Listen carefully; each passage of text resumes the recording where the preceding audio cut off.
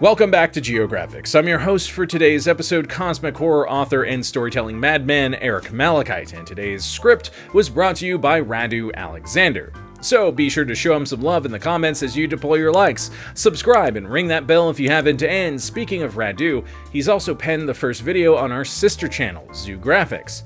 So if you love dinosaurs, the T-Rex, and Radu's writing, be sure to check out the video, as it's ready to view right now. Just click the link in the description and pinned comment. With that said, let's get to it.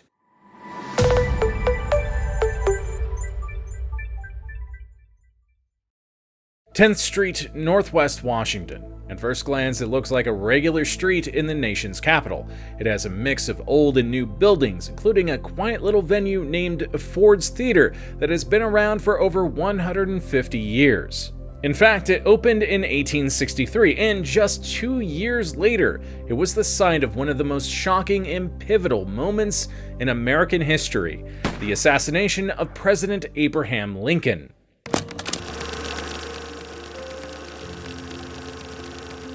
The first building erected on that site was not a theater, but a church. The First Baptist Church was constructed in 1833 in response to the capital's growing population. Presided over by Reverend Obadiah Bruin Brown, it opened its doors to parishioners in 1834 and kept them open for 25 years.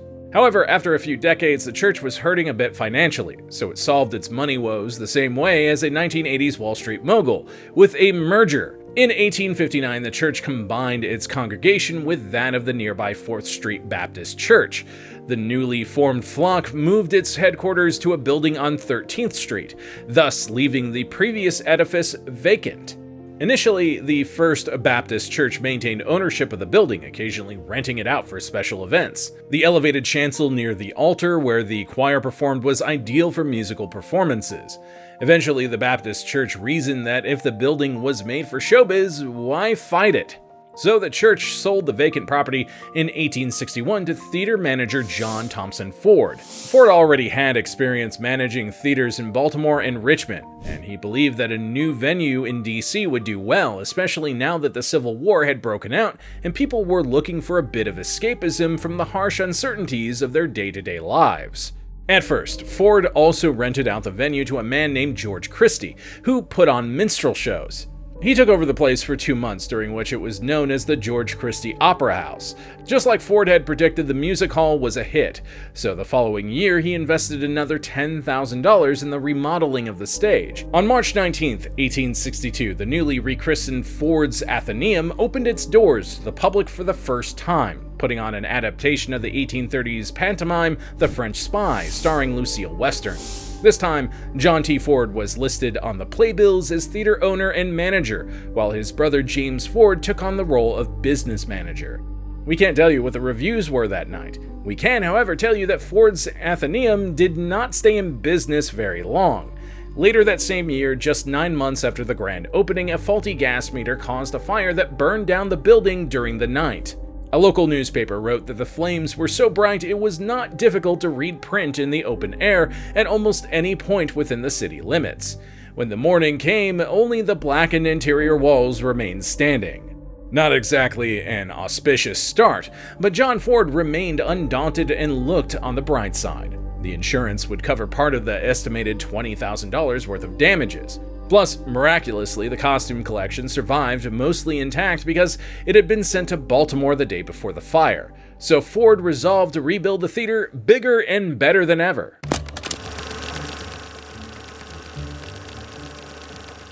Still, ambitions and optimism can't pay for materials and labor, and the Ford brothers had already used up their savings to buy and remodel the theater. Fortunately for them, the Ford name was pretty popular in DC at the time, so they secured support from influential people such as Washington Mayor Richard Wallace and Riggs National Bank President George W. Riggs. Even their main rival, Grover's National Theater, put on a benefit show to help raise money. Furthermore, Ford sold shares in the new venue at $500 a pop, which were payable with interest at any time during the following 10 years, and also entitled the shareholder to all the free shows they wanted until the debt was repaid. Through these efforts, John Ford raised the funds necessary to rebuild the theater, estimated at $75,000, a staggering sum at the time. The cornerstone for the new venue was laid on February 28, 1863, under the supervision of architect James J. Gifford, who designed the building, which this time would be simply known as Ford's Theater. Like Ford, Gifford was a man of ambition. Perhaps too much ambition, given the budget and the fact that they were still in the middle of a war. He added new wings to accommodate more people, plus new dressing rooms for the actors and carpenter's shop, and a restaurant and bar next door. The construction was fraught with shortages and delays, and what was supposed to be a 2.5-month project took almost 6 months to complete. In fact, when the new theater opened for business in August 1863, parts of it were still under construction, and some statues that were in the original plans had been scrapped altogether. Even so, the parts that were there were certainly impressive, especially the lavish interior that was elegantly and elaborately decorated everywhere the eye could see, with the centerpiece being the ceiling of the auditorium that was painted to resemble a large dome soaring above the audience. The Washington Sunday Chronicle heralded the new venue as an ornament to the city. Plus, Ford's Theater made use of all the modern technologies that could be employed to enhance the spectator's experience. The stage had tracks to move the scenery around mechanically. Ventilation provided a constant supply of fresh air. The acoustics ensured that every member of the audience could hear everything on stage. And in order to avoid the same fate twice, the theater was built with the latest and greatest fire protection system using water pipes and hoses installed throughout the building. In terms of seating, Ford's Theater could squeeze in around 1,700 people, split between 3 seating levels, even though John Ford liked to boast that his theater could hold 2,500 spectators. The ground level had around 600 wooden chairs with cane seats that were movable in case the stage needed to be extended for elaborate dance routines. Then there was the second floor balcony that could fit 420 people, also on wooden chairs, and the upper balcony that could accommodate anywhere between 600 and 700 people on wooden benches. Finally, for the elite spectators, there were 4 private boxes arranged in 2 tiers on each side of the stage. The 2 upper boxes on stage left, or the right for those of us not in showbiz, were known as the State Box, reserved for high government officials. This time, things went much better. Ford's Theater had its grand reopening on August 27, 1863. As an enthusiastic crowd attended a sold-out performance of the romantic drama The Naiad Queen. Ford's Theater became one of Washington, D.C.'s most popular entertainment hotspots, and staged almost 500 performances between 1863 and 1865. One of its most esteemed patrons was none other than the President of the United States, Abraham Lincoln, who attended shows at Ford's Theater at least a dozen times during his presidency. His most memorable visit besides, that one, occurred on November 9, 1863, just days before delivering his historic Gettysburg Address. On that occasion, the night was far more pleasant for President Lincoln, who enjoyed a performance of The Marble Heart starring one of the country's most popular up-and-coming actors, a guy named John Wilkes Booth. Speaking of which,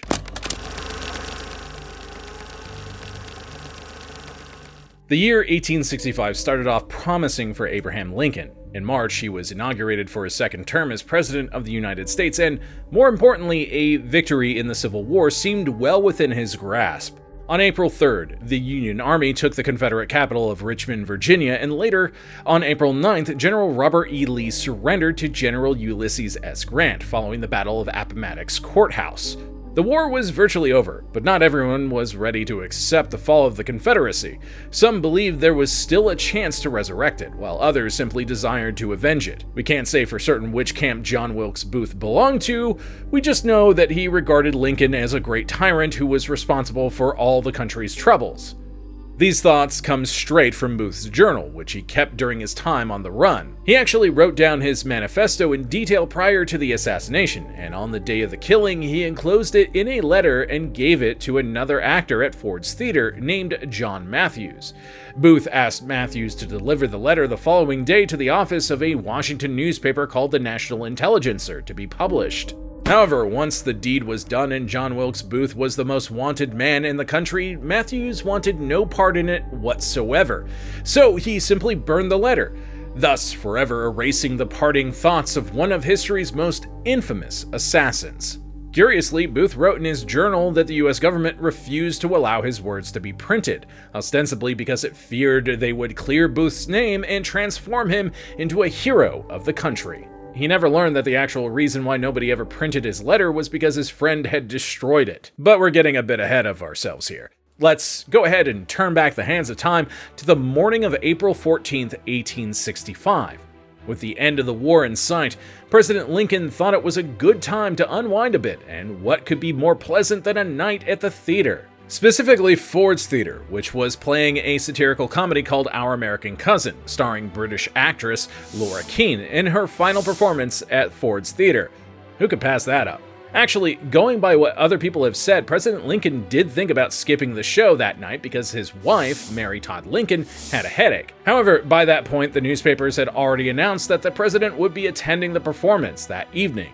And Ford's Theater had already printed and distributed playbills saying the same to boost ticket sales, so Lincoln didn't want to go against his word. Contrary to what some people believe, John Wilkes Booth was not actually in the play that night.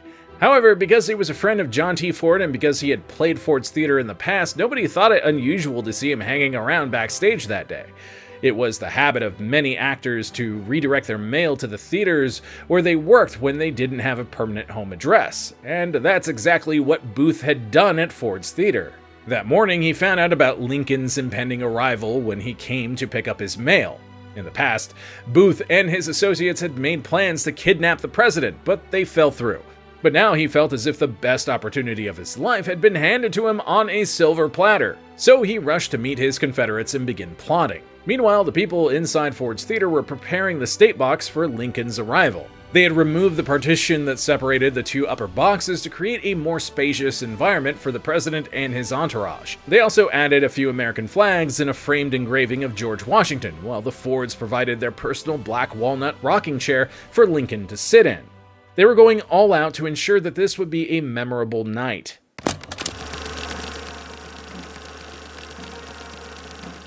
The president was late. By the time he entered the state box, the performance had already started. Despite this, when they noticed Lincoln's arrival, the actors on stage paused the show and the orchestra began playing Hail to the Chief, while the audience gave the president a standing ovation. Alongside Lincoln, there was his wife, of course, as well as Major Henry Rathbone and his fiancée, Clara Harris. There were about 1,700 people in attendance that night. Eyewitnesses reported seeing people move up to get a better view, so despite all the hullabaloo made around Lincoln's presence, it didn't seem that the show was sold out. Once the commotion had died down, the president and his company settled in their seats to enjoy the play.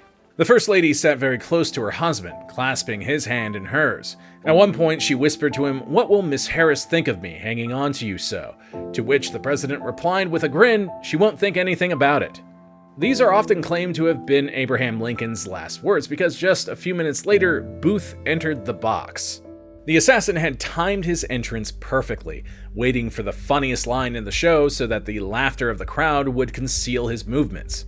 It happened during Act 3, Scene 2, around 10:15 p.m. And in case you're wondering, the line was a retort that Asa Trenchard gives to Mrs. Mount Chessington, and it goes, "Don't know the manners of good society, eh? Well, I guess I know enough to turn you inside out, old gal, you sockdologizing old man-trap." No, we've never heard of sockdologizing either, but a sockdologer means a finishing blow or a conclusive argument that settles a matter, so given the circumstances, it was an appropriate choice. As the crowd burst out in laughter at that riotous punchline, Booth entered the state box with a derringer in one hand and a dagger in the other. He only had one shot, so he got up close to Lincoln, put the gun behind his left ear, and pulled the trigger. The smoke cleared, Major Rathbone lunged at the assassin, but Booth raised his dagger and gave him several deep stabs and slashes on his left arm. Once free from the Major's clutches, Booth climbed over the railing and jumped to the stage 12 feet below. However, his spur caught on the flag on the way down and caused him to land awkwardly, fracturing his left leg. Despite his injury, Booth's flair for the dramatic got the better of him. So he jumped to his feet, dagger in hand, and shouted, "Sic semper tyrannis," meaning "thus always to tyrants" in Latin, which is the motto of Virginia and also believed to be the words that Brutus spoke when he assassinated Julius Caesar, even though there's no historical evidence to back that up. After delivering his exit line, Booth made it out of Ford's Theater through the back entrance where he had a horse waiting for him and escaped into the night.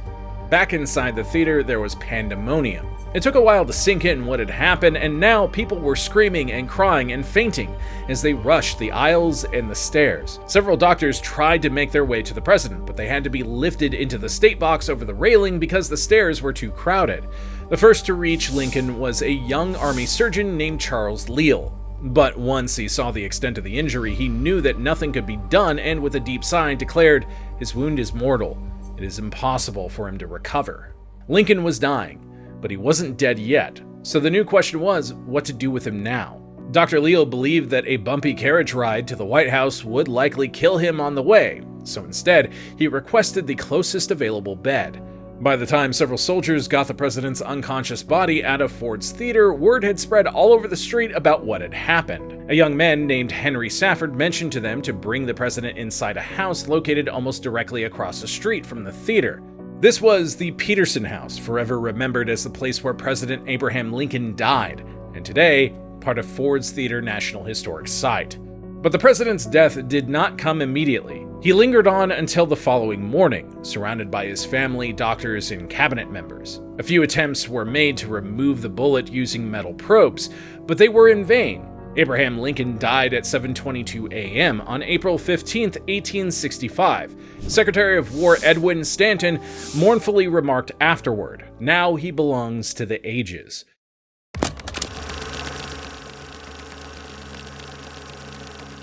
The question that concerns us now is what happened to Ford's Theater after the president's assassination. Surely it can't go back to business as usual after a momentous event like that. Well, if John T. Ford had his way, that is exactly what would have happened. Not immediately, of course.